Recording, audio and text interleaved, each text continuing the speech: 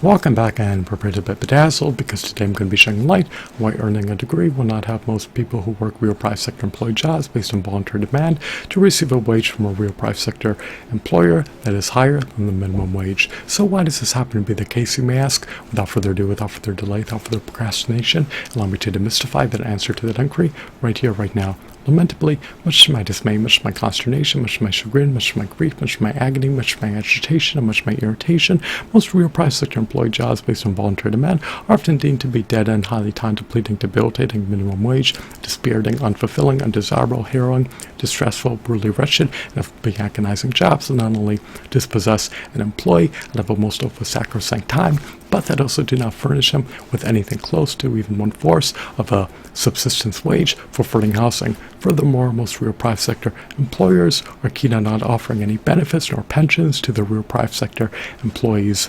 Moreover, most real private sector employers are adamant about minimizing their labor costs at all costs. Almost all the profits that companies generate are reserved for its executives, its external directors, and its shareholders. So if you're not a part of those aforementioned niche cohorts, then do not expect to receive emolument above minimum wage for working employee shifts from a real private sector employer. It is all the more easier for real private sector employers to furnish their chief executive officer with compensation above the $165 million threshold if they pay their real private sector employees minimum wage than it otherwise would be for them to do so if they paid their real private sector employees a subsistence wage. Most real private sector employers are eminently recalcitrant about paying their employees a wage that is above the minimum wage threshold, since doing so is unconducive to allowing them to minimize their labor costs. It is possible to receive emolument from a real private sector employer that is above the minimum wage threshold in contexts in which a degree is deemed to be a mandatory, compulsory legal requirement to be pursuant of a specific real private sector employee job based on voluntary demand.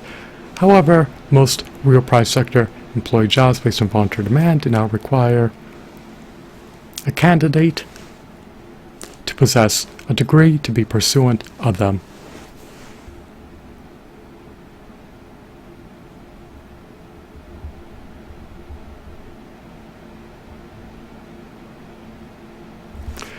I hope that you deem this video to be riveting, captivating, mesmerizing, insightful, informative, intriguing, and enthralling. I hope that you are entrenched in the unalloyed epicness. Even though it can redound to a real private sector employer's advantage for his employees to be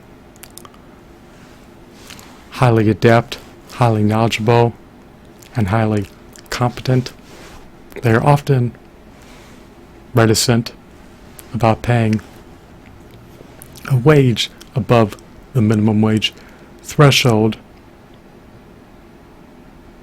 in spite of how highly credentialed and highly qualified their employees may be. So once again, I hope that you deem this video to be eminently entertaining. Thanks for watching. Have a blissful day.